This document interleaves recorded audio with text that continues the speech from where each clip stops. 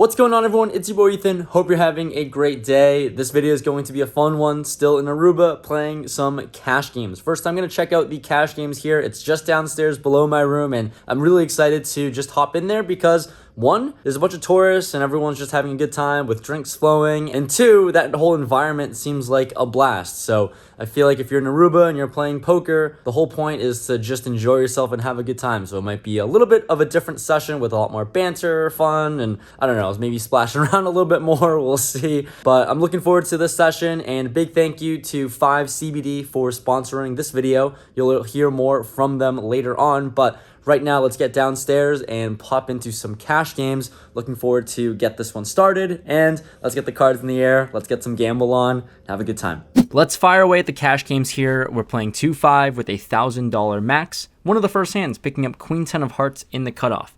Player in +1, our good buddy Ronnie, who's also pretty decent at poker, I'd say. He opens things up to $15. It's the third hand in a row now that I've seen him raise, and the player to my right calls.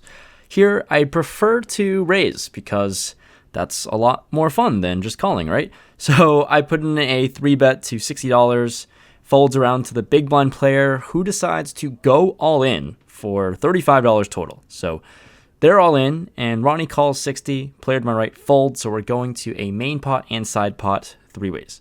Flop comes 8-3 deuce rainbow. Not a whole lot going on for us here, and Ronnie checks to me. Happy to just check this one back, considering I have nothing in queen high.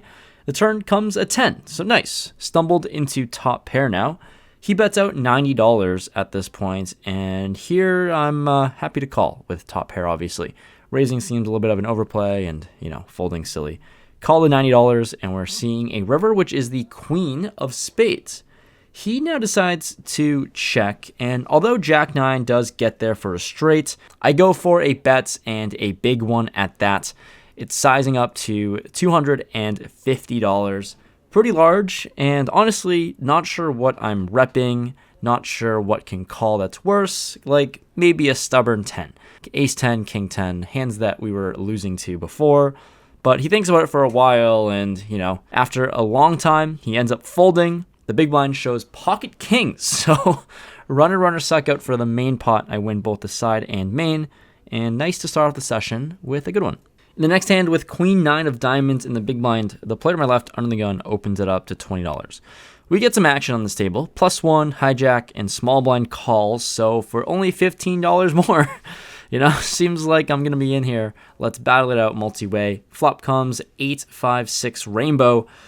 Action checks all the way around. I have 2 overs and a gutter ball. Turn is the 10 of clubs. So now improved with a double gutter and an overcard. Brings in a backdoor flush draw on board, and the small blind bets out $35. Here, I don't really want to raise too much considering there's so many people behind, so happy to just make the call with an open-ended straight draw, essentially. Everyone else folds. So now going heads up to a river, which is the 3 of clubs. The flush gets there, and this player checks. I think it's a pretty good card to apply some pressure with, and I've seen this player play in the past a little bit on the fold happy side, facing some pressure. So I think she can fold a hand as strong as a 10, afraid of a flush or something. So I blast off some money in the middle, totaling up to $150. She does not look happy about it, then ends up folding, so I'm happy about it. I'll take it down. Bluff gets through with queen high, and now took the first 2 hands down. It's a nice start.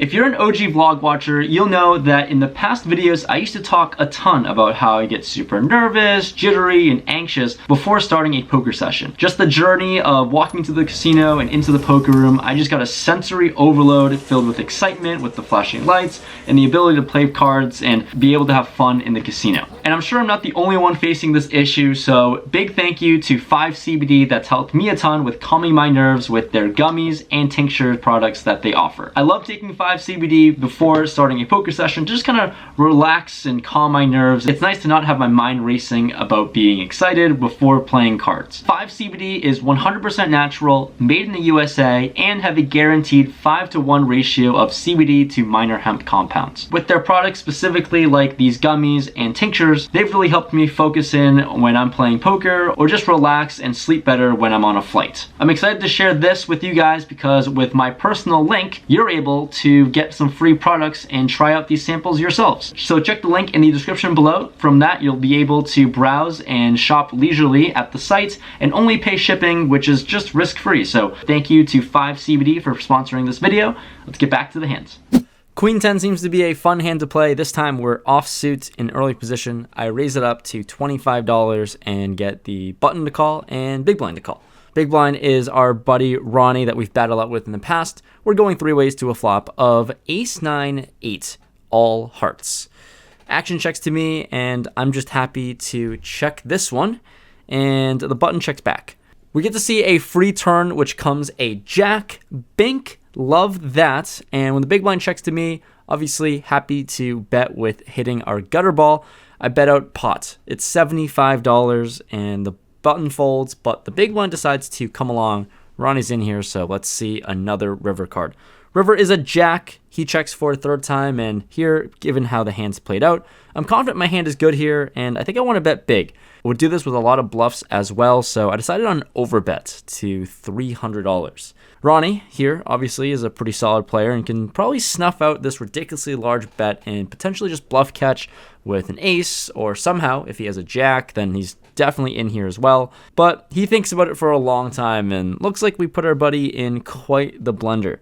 Cue the elevator music while he's thinking things over, and ultimately, after a prolonged time, he ends up folding, saying he had ace-king suited.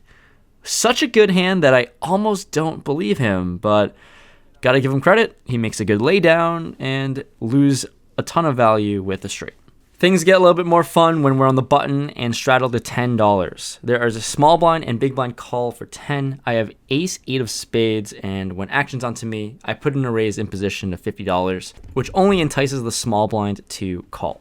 Off to a flop of 10-8-3 rainbow. Middle pair, top kicker, seems like a good flop, but he decides to lead out $45. Interesting decision point here, but with a pair, happy to just make the call and see a turn, which comes an inconsequential deuce.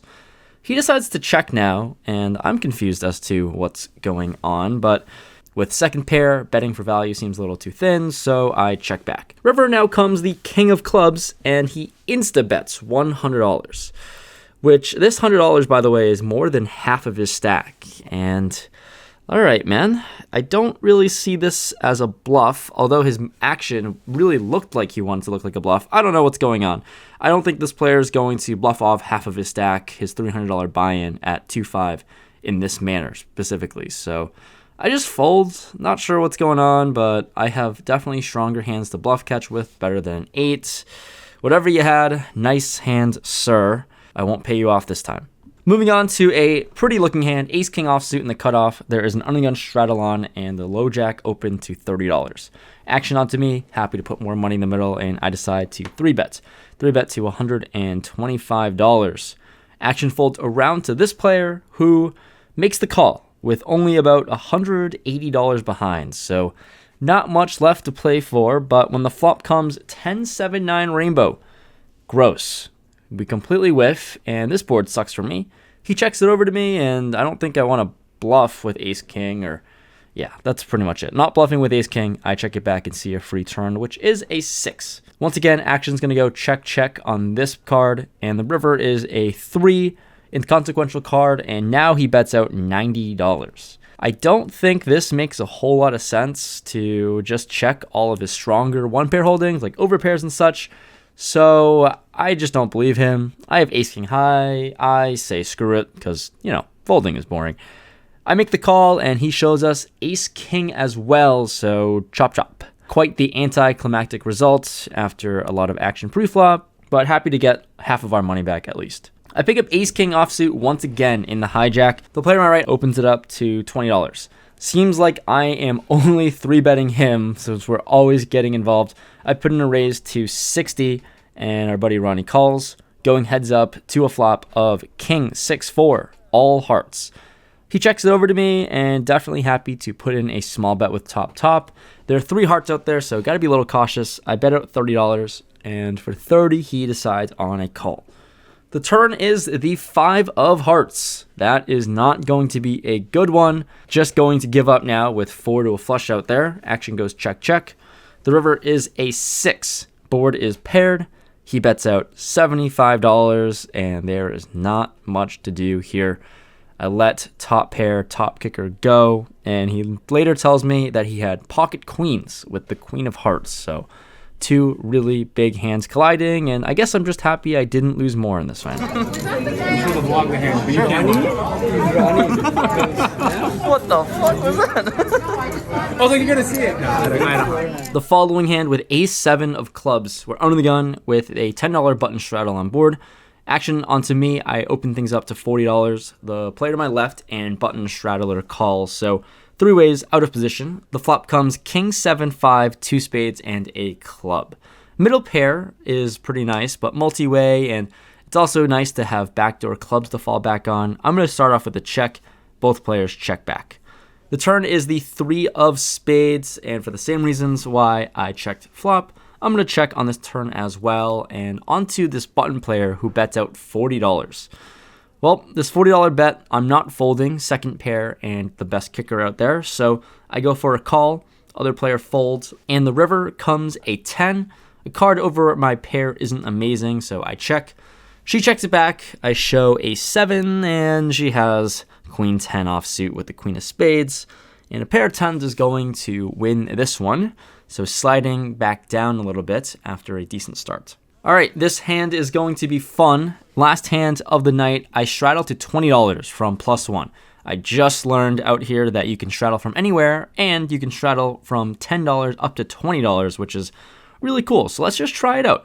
I put in the $20 straddle from +1, and the hijack raises to $65.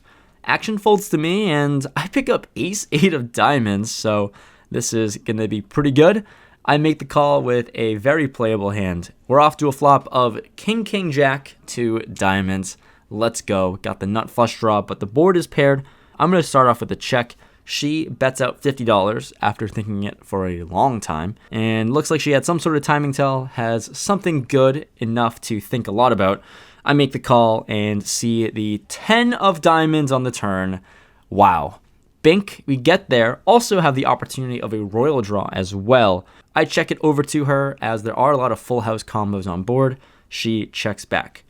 The river now comes the 3 of clubs. It's a total brick, and I'm just really confident that my hand is good.